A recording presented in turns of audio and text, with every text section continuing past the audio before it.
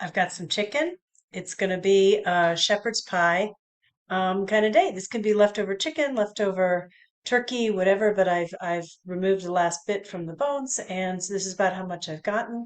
And I'm going to put in whatever vegetables I have in the fridge. And let me show you what I've got that I plan to use. So surely it's your choice, but we'll need potatoes that'll I'm gonna actually the first thing I want to do is cut up these potatoes and start boiling them. I'm gonna leave the skins on and we're gonna make mashed potatoes out of that. And inside we'll put I've got a green pepper and onions and celery, carrots. I've got some frozen green peas. It's easier that way. I've got some broccoli and green beans. I'm also going to throw in a little bit of fresh spinach. And I'll use a white sauce base, which has butter, flour, salt, pepper, and some milk in it. So let's get stuff cut up and the potatoes cooking. Those three potatoes right here, I'm going to stick them in some salted water that's boiling in my stove while I cut the other things. So I'm salting. I'm just taking and dumping. I don't know if you can see this. I do this. Some salt in the water, and I'm going to put this in here. And now let me cut the other vegetables and get them all ready. I'm starting with the onions and the celery. They're the ones I'm going to want to cook first. My mother always said, if you're going to cook onions, you might as well throw in some celery too. So that's what I'm going to do. And then let me get going on the other vegetables as well for you to see.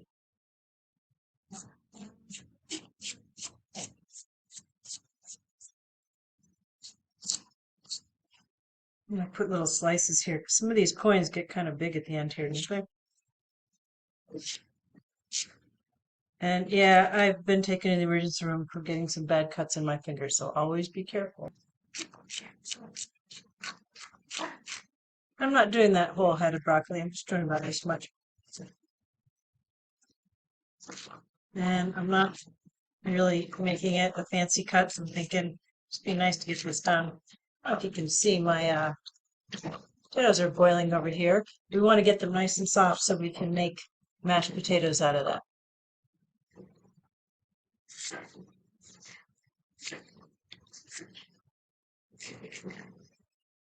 I don't think I'll use this top part. I'll just use the bottom part of this green pepper, and I'll cut it into little chunks. I don't really have a rhyme or reason to cut them. I just want little rectangular solids. Nothing real fancy. And if you don't want to add this, or if you want to add red peppers, that works too. I mean, any vegetables that you like. Mushrooms would be good in this. If I have any, I'm gonna check to see if I have them. Thinking I don't, but that's about it for the peppers. So I've got all the vegetables cut that I'm interested in having in the shepherd's pie. And I'm going to start with the concept of the white sauce, but I'm going to do a little different order. So I've got some butter in my pan. And I'm going to melt that, and I'm going to stir fry the vegetables until they're just soft. Now, what's important is to put them in a good order so that you have the vegetables that take longer to cook, you want to put in first. Butter's melted. I'm going to put in a little more olive oil just because I'm thinking it needs a little bit more. So you can use just olive oil if you want. And I'm going to start with cooking this is the onions and the celery. So I'm going to start with this. I don't know if you can hear them sizzling. They're just sizzling a little bit. And these will take the longest. I want to be sure that I take the sting out of the onions, and I just always throw celery in with that. I'm going to let it stir around so the onions become a little bit translucent. And here we are. They're just cooking. I'm going to put the next in carrots. I put the carrots in. They're again, you can cut them more smaller pieces and they'll cook a little bit more quickly. But the carrots are hard vegetable, so it's going to take them a little longer to cook. So I'm going to put them in here and wait a little bit.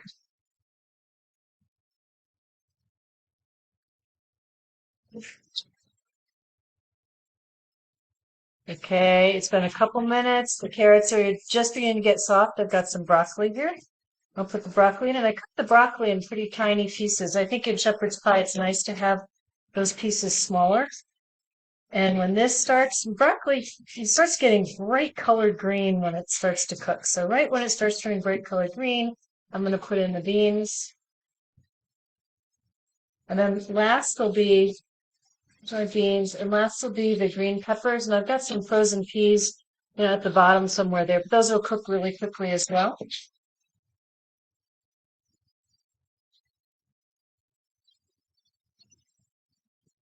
So still in the beans.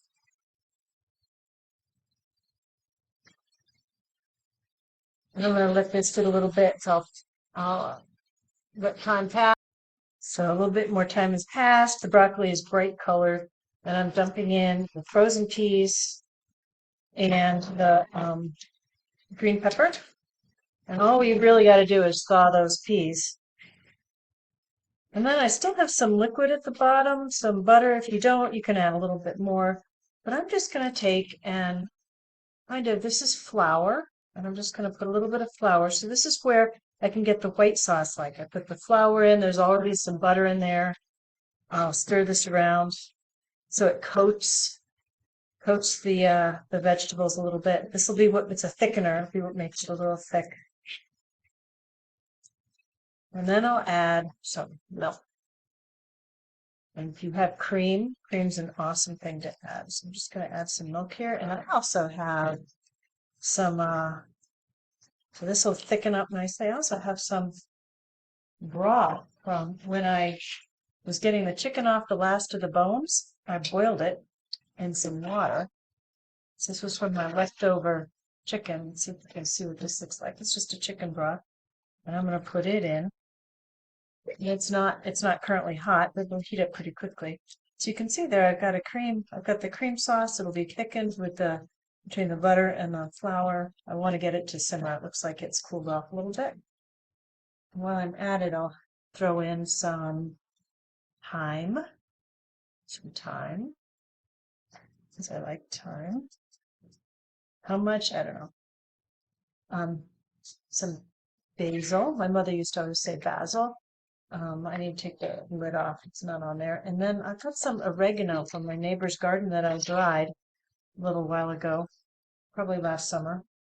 I dried it so that I can have it through the weekend, through the winter. Begins with W, doesn't it? So some used to be fresh oregano from my neighbor's garden. And of course some pepper. And some salt. And this is to taste, of course.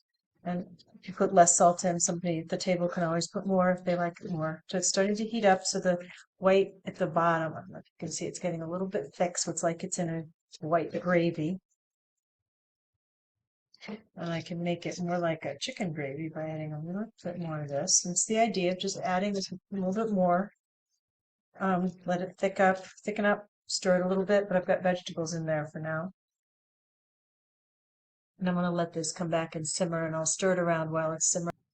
And here's the basil. My mother used to always say basil. And it used to be an alternate spelling. I looked it up because it bothered me so much, but everybody's saying basil now, so I'll say basil.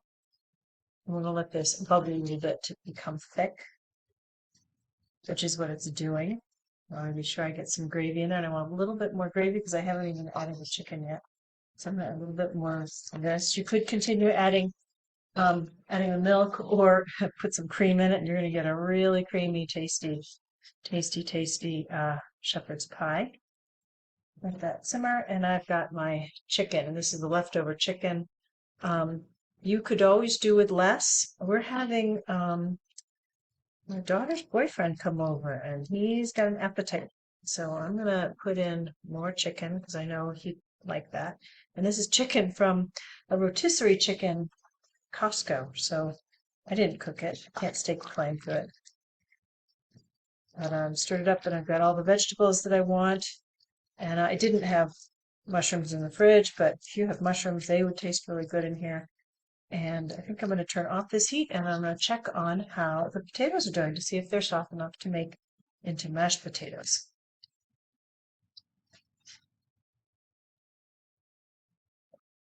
So when I poke these guys with a fork, they're pretty soft. So I'm going to drain the water off of them, And then I'm going to whip them actually instead of mash them. So let's drain them now.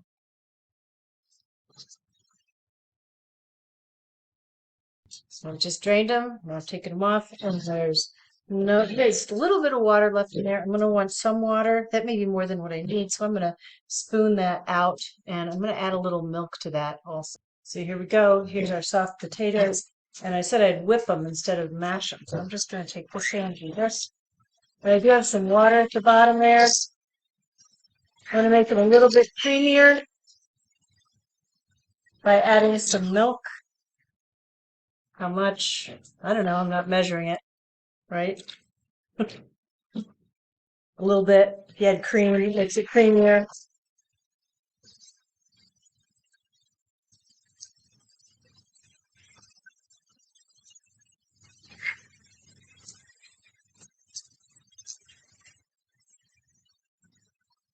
So this is, I whipped it for a little bit more.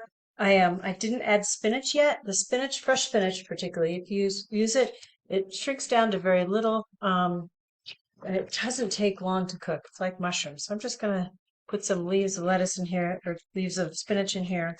Not lettuce. You don't want to put lettuce in this. And stir it around, and it'll cook very quickly because this whole thing's going to go in the oven just to be sure everything is heated up together. So we want to take this and dump it into our casserole dish.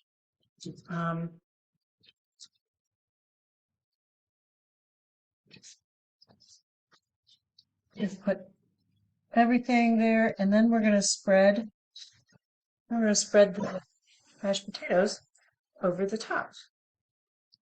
Yes, you could put this also in a pie crust, but I'm not a fan. Pie crust takes a lot of work, so I end up just buying those from the store. And then we'll layer this as best we can on the top, spreading it out. So it'll be a mashed potato top. And there's lots of yummy cream gravy, milk gravy on the inside.